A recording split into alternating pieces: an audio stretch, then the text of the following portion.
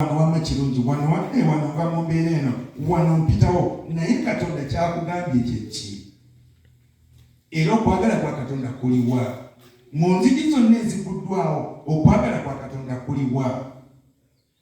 Katonda ayinza okuba nga akyalesa ne twetaaga kye bayita okukkiriza amina olemweneko gabe nti no Katonda wange ajja kundokola nga Ddamulira nti mu bunnya bw'empologoma eyo ajja kumponyezaayo nga tewali n'omu yali awonye tewali n'omu bwe baali basuddeyo n'akola kino naye nga buga nti nze ajja kumponya amagezi gayinza okujja omubiri gusobola okuteesa naawe ebiteeso nga 100 ebirowoozo nebijja naye manyi bwewegane omanyi Katonda naye atunuulira n'ebyewandibwa biyinza okuyitaawo atunuulira ajja kulaba nga ekyamazima tewamwegamirwa kino naye kino ABCD buli kiseera beera mu nsi ey'omwoyo lw'ogenda okuwangula bw'oba osaba kkiriza nti Katonda akozeemu 1 manya nti waali ayina byonna gwensaba agenda kumpa bw'omala okusaba lugambye lutya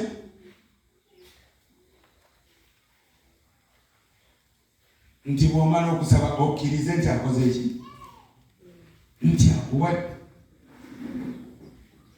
omanyi togenda kusula njala lusome kyenva mbagamba nti ebigambo byonna byonna bye musaba n'okwegayirira mukkirizenga mubiweereddwa era mulibifuna mukkirizenga mubiweereddwa wa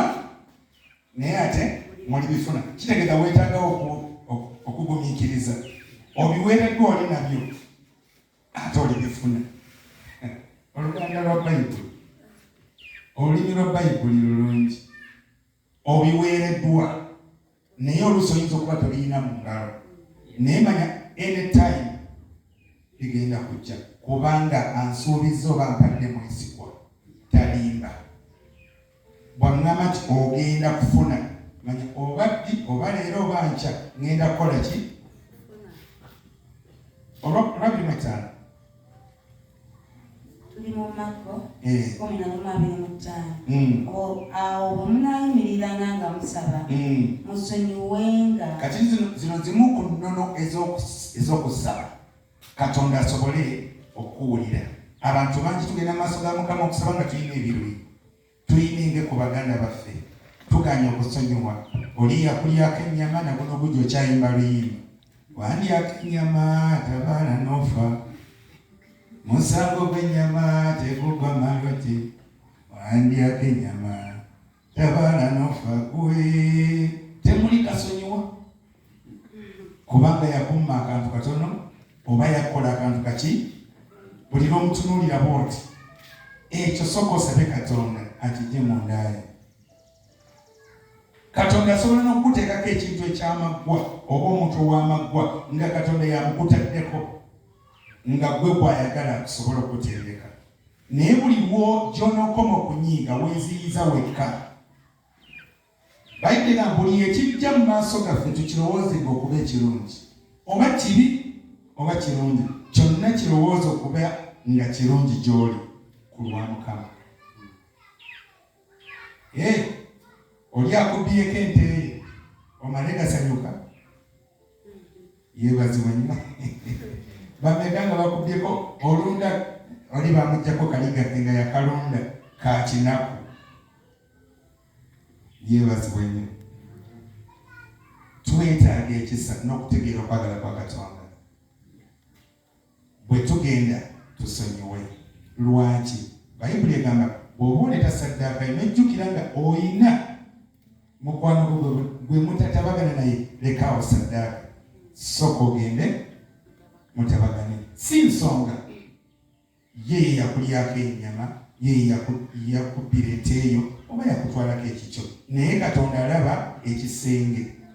fuba oddeyo sonyiwa nkusonyiye waliwo ekitasonyiyikika tewali kitasobola kusonyiyikika oluganda lwe tewali kizibu kusonyiwa waakiri weggalire ng'okabirira kimu Mukama akuwa ekisa ekisonyiwa ekyo ky'olabanga kinene okusonyiwa omuntu oyo, kubanga engeri yokka gy'ojja okusanyusa Katonda. Bw'onoomala okumusonyiwa Bayibuli nti bwe mugenda n'amaaso ga Mukama mukole ki? Musonyiwenga. Bwe mubanganya ekigambo ku muntu. N'ekitammwe ali mu ggulu abasonyiwe ebyonoono byammwe. N'ekitammwe mu ggulu abasonyiwe. Ky'oba olaba essaala eya kitaffe eri gye nali njogerako mu Matayo 6, otusonyiwenga naffe bwe tusonyiwa. Owulira akakwakuliza akana